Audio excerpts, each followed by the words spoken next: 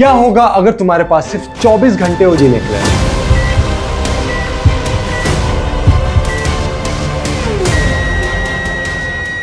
एक ऐसा सवाल जिसका सामना मुझे खुद एक दिन करना पड़ा जब डॉक्टर ने मुझे बोला you are going to die tomorrow.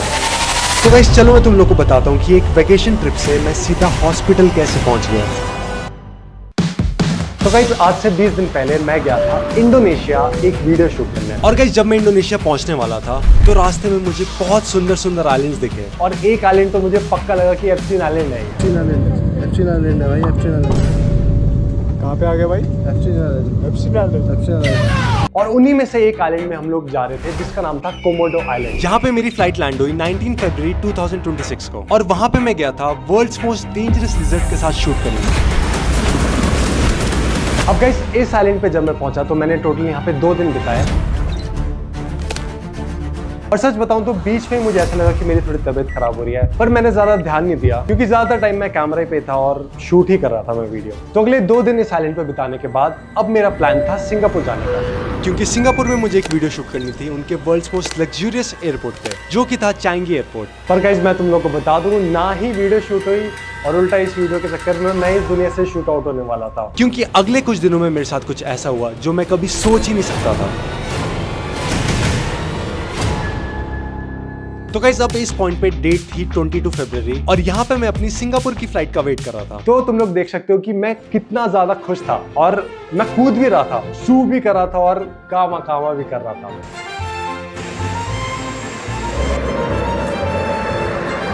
और फिर उसके बाद मैं अपनी फ्लाइट में बैठा पर यहाँ पे मुझे बिल्कुल भी नहीं पता था कि ये आखिरी बार होगा जब मैं हंस रहा हूँ, क्योंकि जैसे मैं इस फ्लाइट में बैठा एक एयर होस्टेस आई मेरे पास और उन्होंने हमें कॉम्प्लीमेंट्री फूड ऑफर किया और उस कॉम्प्लीमेंट्री फूड में था पास्ता और एक खाने का कुछ चिप्स जैसा सामान जो कि मुझे कभी नहीं खाना चाहिए था, क्योंकि जब मैंने उसे खाया तब मेरे पेट में बहुत तेज दर्द होने लग गया। मतलब इतना दर्द कि अगले 10 मिनट में मैं बाथरूम गया और मैं बहुत जोर जोर से उल्टी करने लग गया। अब पहले मुझे लगा कि ये नॉर्मल फूड पॉइजनिंग का केस है, मुझे ऐसा लगा कि कुछ टाइम के बाद ये उल्टियाँ कम हो जाएगी और मैं ठीक हो जाऊंगा, पर ऐसा बिल्कुल भी नहीं हुआ, क्योंकि जब मैं सिंगापुर एयरपोर्ट लैंड हुआ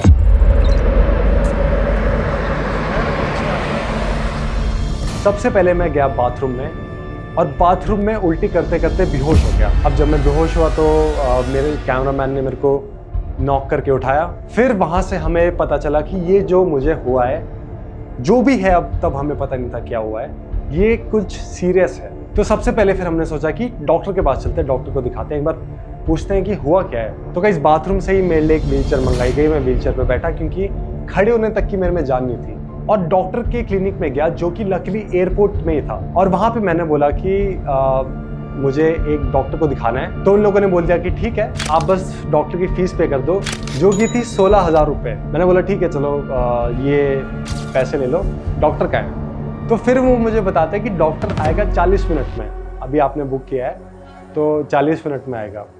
मैंने बोला कि ये स्विगी जोमैटो है क्या, मतलब डॉक्टर तो हॉस्पिटल में होना चाहिए ना। और गाइस तब मेरी पूरी बॉडी गर्म हो गई थी, मुझे बहुत गंदा फीवर हो गया था, मतलब मेरी बॉडी लिटरली जल रही थी। उसी के साथ साथ मुझे बहुत तेज स्टमक पेन हो रहा था और हर 10 मिनट में पेन बढ़ता जा रहा था। अब गाइस 40 मिनट के बाद आते हैं डॉक्टर जी। अब गाइस ये जो डॉक्टर थे इन्होंने ना ही मुझे अच्छे से देखा और मेरे से सिर्फ 1 या फिर 2 ही सवाल किए होंगे, जबकि मैंने उन्हें बताया था कि मुझे पेट में कितना दर्द हो रहा है, मेरी पूरी बॉडी गर्म हो रही है और कितना फीवर हो रहा है। तब भी उन्होंने बस मेरे को 2 इंजेक्शन लगाए और चले गए। प्रॉब्लम ये है कि अगर मुझे डॉक्टर अच्छे से तब देख लेते तो ना ही आगे जाके मुझे हॉस्पिटल में 7 दिन एडमिट होना पड़ता एक बहुत ही सीरियस मेडिकल कंडीशन के साथ, और ना ही मेरे हॉस्पिटल में 4.5 लाख रुपए लगते। और गाइस तुम लोग मानोगे नहीं, मेरा जो दर्द था ना, दर्द वो बढ़ते ही जा रहा था। मतलब ऐसा नहीं है कि दर्द कम हो रहा है, दर्द बढ़ते जा रहा है। उसके बाद मैंने वेट किया अपनी अगले फ्लाइट का और गाइस जब मैं वेट कर रहा था ना तो मैं बैठ भी नहीं पा रहा था। मैं एक वीडियो है मेरी जिसमें मैं जमीन में लेटा हुआ हूँ क्योंकि मेरे को इतना दर्द हो रहा है और मेरे में बिल्कुल भी जान नहीं है कुर्सी में बैठने की। तो जो हमारी अगली फ्लाइट थी वो 1 घंटे में थी, थाईलैंड की, जहाँ पे हमारा 2-3 दिन का स्टे था। और गाइस जैसे ही मैं फ्लाइट में बैठा, फ्लाइट में टेक ऑफ किया, उसके 10 मिनट के बाद मैं बाथरूम में गया। 2 घंटे तक तुम लोग मानोगे नहीं, बाथरूम में बेहोश ही था। कुछ टाइम के बाद 1-1.5 घंटे के बाद एयर हॉस्टेसेस आई और जब मैं उठा, धक धक धक धक ऐसे दरवाजे पे, जैसे है ना, ऐसे दरवाजे पे ऐसे मारते हैं, ऐसे धक धक धक धक, FBI ओपन अप, रेट का टाइम पे अगर किसी का घर तोड़ देते हैं वैसे। तो गाइस फिर उसके बाद हम लोग पहुंचे थाईलैंड पे।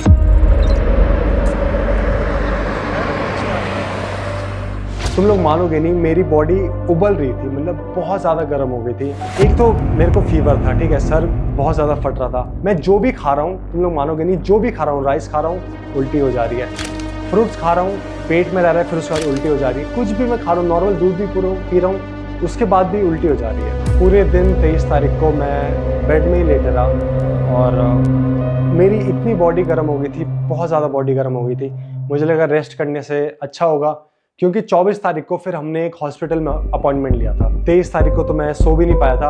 और एक क्लिप है मेरी जिसमें मैं हनुमान चालीसा सुन रहा था अपने फ़ोन में।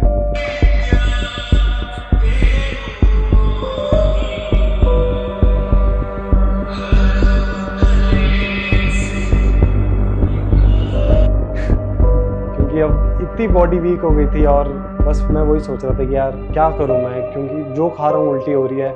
2 दिन से कुछ खाया नहीं है, मतलब हो क्या रहा है शरीर में पता नहीं था। 24 फरवरी मैं गया हॉस्पिटल में डॉक्टर को दिखाने। अब पूरे टाइम मैं व्हीलचेयर में ही बैठा हूँ, ठीक है। वेटिंग रूम में मैंने वेट किया 10-15 मिनट, फिर उसके बाद डॉक्टर के पास गया।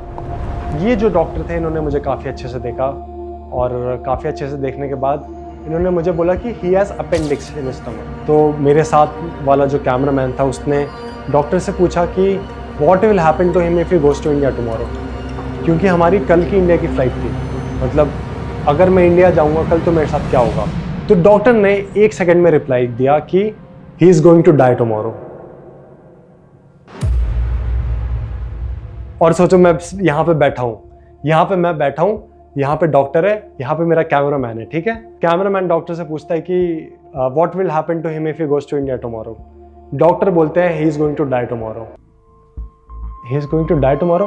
तो फिर 1 सेकंड के लिए तो मैंने बोला हाँ। तो डॉक्टर बोलता है या you are going to die tomorrow, अगर इसका ट्रीटमेंट नहीं हुआ तो। मैंने बोला ओ माय गॉड। तो फिर मैंने क्या कराया कि अपना नॉर्मल CT स्कैन कराया और बाकी डॉक्टर्स को भेजा, अपने घर वाले डॉक्टर्स को भेजा और 1-2 डॉक्टर्स को भेजा, क्योंकि बाहर तो गाइस तुम लोग को पता है कि ऑपरेशन कितना महंगा होता है। तो मैंने सोचा यार इंडिया आके ही ऑपरेशन करा लूँगा, क्या पता है गलत ना बोल रहा हूँ। पर जिन डॉक्टर्स को मैंने भेजा था उन डॉक्टर्स ने भी सेम चीज़ बोली कि तुम्हें अभी इसका ऑपरेशन कराना पड़ेगा अपेंडिक्स का।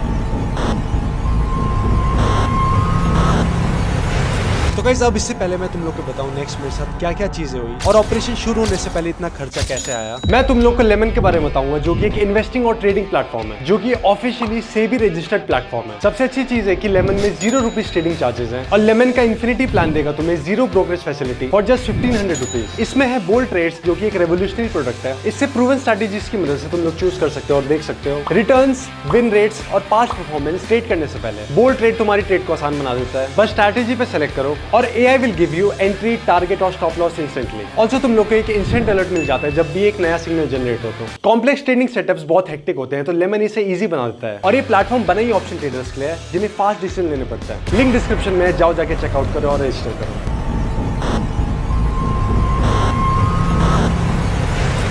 तो गाइस फिर उसके बाद मैं गया काउंटर पे, क्योंकि अब डॉक्टर ने तो इतनी खतरनाक चीज़ बोली थी।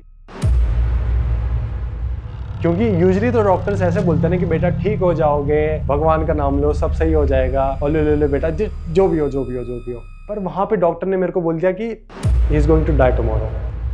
मेन दिक्कत मैं तुम्हें बताता हूँ कब आती है। मेन दिक्कत तब आती है कि जब मैं बिलिंग काउंटर पे जाता हूँ। तो मैं काउंटर पे गया, अब मुझे काउंटर पे पता चलता है कि ऑपरेशन स्टार्ट होने के लिए 50,000 बात, मतलब 1,50,000 रुपये कैश चाहिए ऑपरेशन को स्टार्ट करने के लिए, वरना ऑपरेशन स्टार्ट नहीं होगा। तो अब मैंने सोचा कि यार 1,50,000 रुपये मैं कहाँ से लेके आऊँ कैश, क्योंकि मेरी ना कार्ड की एक पार की उतनी लिमिट है। तो क्या करूँ मैं। एक फ़ोटो है जिसमें मैं स्ट्रेचर पे बैठा हूँ। जब ये तब की फ़ोटो है जब पैसे जुगाड़ नहीं होते, ठीक है। शाम के 5 बज रहे थे अब मैंने सोचा कि अब ऑपरेशन हो भी गया, अब ऑपरेशन सक्सेसफुल होगा कि नहीं होगा। अब डॉक्टर ने तो ऐसा बोल दिया कि ये ऑपरेशन नहीं हो पाया तो he is going to die tomorrow. पैसे कैश कहाँ से लेके आऊँ? और फिर जब मैं स्ट्रेचर में बैठा हुआ था तो दिमाग में और ख्याल भी आ रहे थे कि मतलब ऐसे कैसे हो सकता है। एक सिचुएशन मेरे साथ पहले भी हुई थी, एकदम होपलेस सिचुएशन, जब मैं कॉलेज से मैंने ड्रॉप आउट किया था। मैंने डिसाइड किया है कि आज मैं फाइनली कॉलेज से ड्रॉप आउट करूँगा।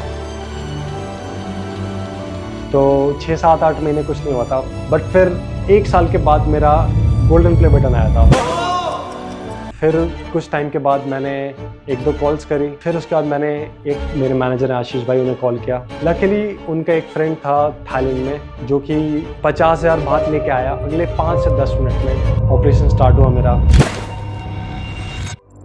ऑपरेशन के अगले दिन उठा मैं, और जब मैं अगले दिन उठा मतलब 25 तारीख को, तो मेरे में बोलने की भी जान नहीं थी। तो 25, 26 तारीख और 27 तारीख बोल भी नहीं पा रहा था। फिर 3 दिन के बाद मैंने तुम लोगों के लिए एक वीडियो रिकॉर्ड की थी, तुम लोग खुद देख लो। तो गाइस आज है मेरा तीसरा दिन इस हॉस्पिटल पे, और 3 दिन पहले मेरा ऑपरेशन हुआ था, जैसे कि तुम देख सकते हो यहाँ पे। और गाइस पिछले 3 दिन से मैंने एक भी बूंद पानी का नहीं पिया है और एक भी खाना नहीं खाया है, रोटी चावल सब्ज़ी कुछ भी नहीं, क्योंकि पिछले 3 दिन से ये वाली ड्रिप चढ़ी हुई है, जैसे कि तुम देख सकते हो। इससे पहले जिस कंट्री में था मैं, वहाँ पे मुझे 2 इंजेक्शंस भी लगे थे, और जैसे ही वो 2 इंजेक्शंस लगे उसके बाद ही दर्द बढ़ता गया बढ़ता गया बढ़ता गया। चलने की कोशिश की मैंने। तो गाइस अब 20 दिन के बाद मैं पूरी तरीके से रिकवर हो चुका हूँ। तुम लोग को हमेशा अपने ड्रीम्स चेस करने चाहिए। Number 2, don't let any negativity affect you. और तीसरा ये होगा कि अपनी फैमिली के साथ भी टाइम स्पेंड करो। तो इन 3 चीजों का हमेशा ध्यान रखना। And I will see you guys in the next one.